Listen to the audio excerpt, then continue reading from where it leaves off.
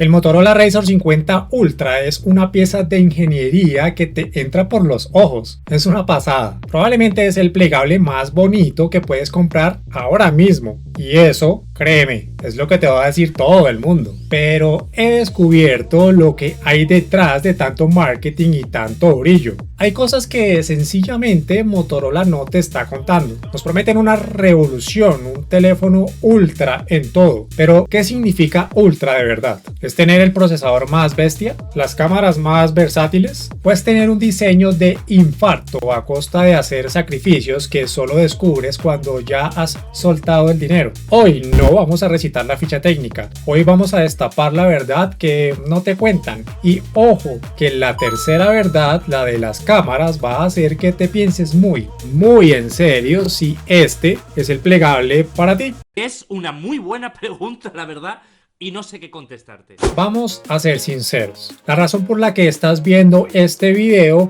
es esta maravilla. Abrirlo, cerrarlo, es una experiencia. El acabado en cuero vegano tiene un tacto espectacular y cuando lo cierras es que desaparece en el bolsillo como por arte de magia. Un teléfono normal no puede hacer esto. Es un imán de miradas, te lo aseguro. Motorola te vende que la bisagra está súper recontra ultra mega reforzada y es verdad. Se siente dura, se siente sólida, pero aquí la primera verdad que no sale mucho en los anuncios, la sensación del día a día. Aunque es fuerte, a la bisagra le falta esa tensión suave y progresiva que tiene su competencia directa.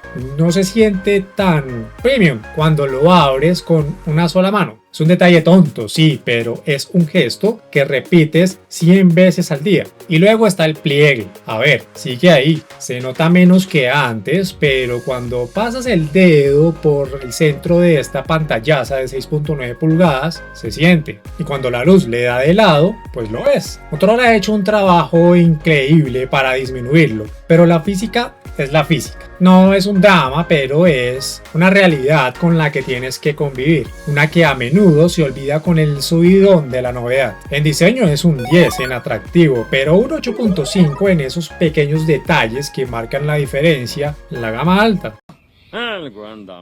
Aquí es donde Motorola saca pechito, y con razón. La pantalla externa de 4 pulgadas es, sencillamente, la mejor del mercado de los plegables tipo concha. Es enorme, brillante y con sus 165 Hz de refresco es una locura de fluidez. Puedes usar aplicaciones completas, contestar WhatsApps con un teclado de verdad y hacer de todo sin abrir el teléfono. Esto te cambia la vida y de paso te ahorra un montón de batería. La pantalla interna no se queda atrás. Un panel P OLED LTPO de 6.9 pulgadas, también a 165 Hz, con un pico de brillo de hasta 3000 nits, que hace que se vea de escándalo incluso a pleno sol. Ver series o videos ahí es bien wow. Pero aquí viene la verdad oculta. Esta fiesta de la fluidez esconde un problemilla de software. Durante esta semana, si es algo que más gente ha estado notando, ha sufrido caídas de frames inexplicables. De repente, sin venir a cuento, la pantalla se vuelve como torpe, como si bajara a 10 o 20 Hz. La única solución, bloquear y desbloquear. No es un fallo de hardware, que es excelente, es un fallo de optimización que te saca de la experiencia perfecta. Es ese secreto incómodo que rompe la magia de la fluidez total que te venden. La decepción.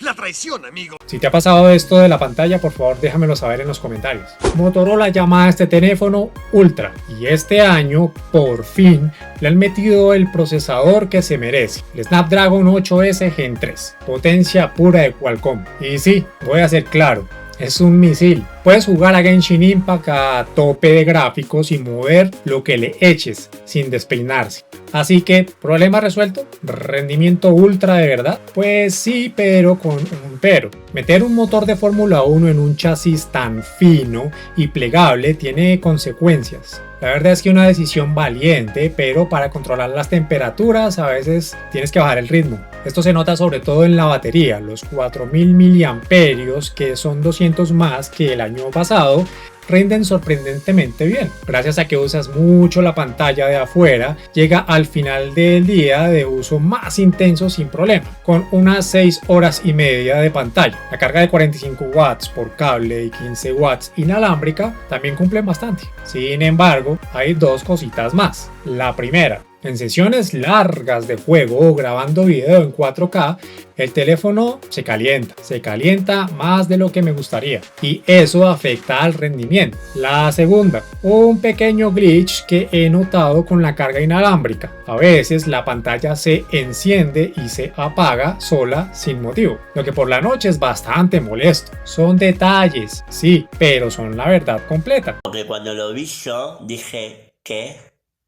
Me quedé como, what the fuck. Si les está gustando el video, dejen su like, su comentario y suscríbanse. Si no les está gustando, dejen su dislike, su comentario y suscríbanse. Que el anterior o el siguiente, les aseguro, les va a encantar. Sus likes y comentarios son mi recompensa y me ayudan a que este proyecto llegue a ser una comunidad gigante para que juntos logremos cosas que ni se imaginan. Ya casi somos 5000 amantes de la tecnología. Píquenle al botón. Y llegamos al punto crítico, al sacrificio que Motorola ha hecho y que decide si este teléfono es para ti o si tienes que salir corriendo en dirección contraria. La cámara principal de 50 megapíxeles con estabilización óptica es muy buena. Saca fotos nítidas con colores muy llamativos y se porta bien en casi todas las situaciones. La magia de ser plegable es que puedes usar esta cámara principal para hacerte los mejores selfies que existen, usando la pantalla externa como espejo. Es una pasada. Pero ahora,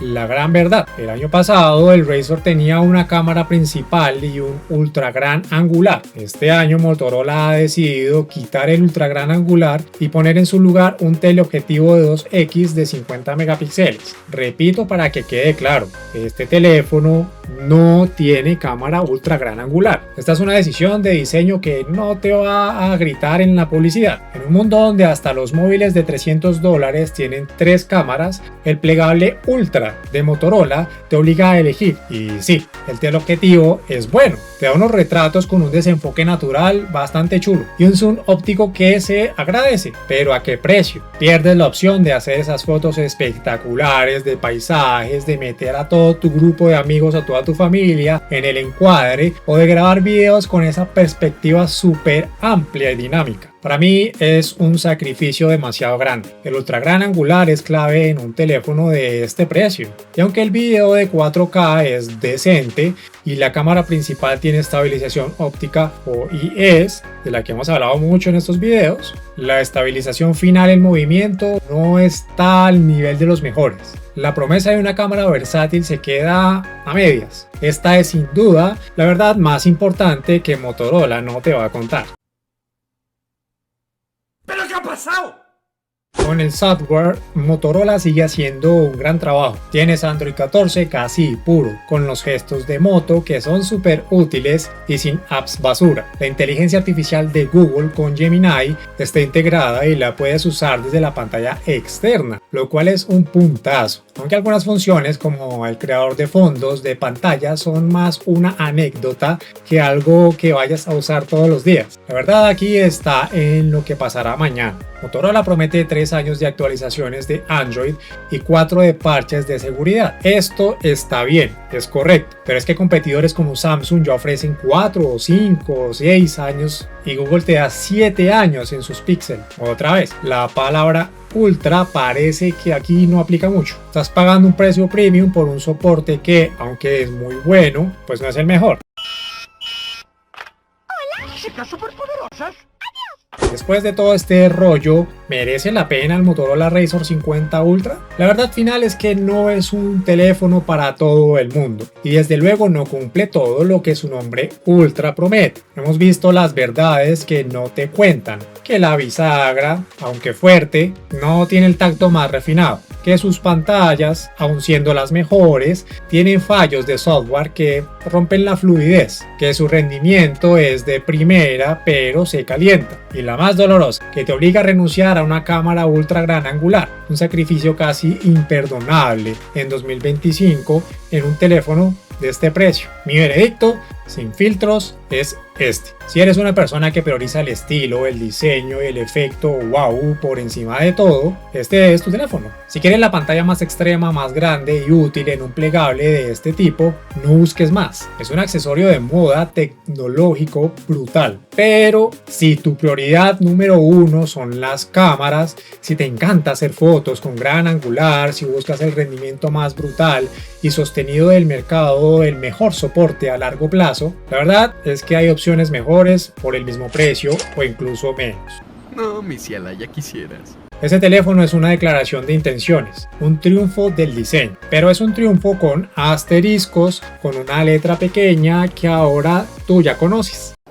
Vaya, no encuentro fallas en su lógica. Ahora que sabes toda la verdad, la que no siempre sale en las reviews, quiero saber qué piensas tú. ¿Podrías vivir sin la cámara ultra gran angular a cambio de tener este diseño? ¿O es un motivo para descartarlo de inmediato? Cuéntamelo todo en los comentarios, que los leo siempre. Nos vemos en el próximo video.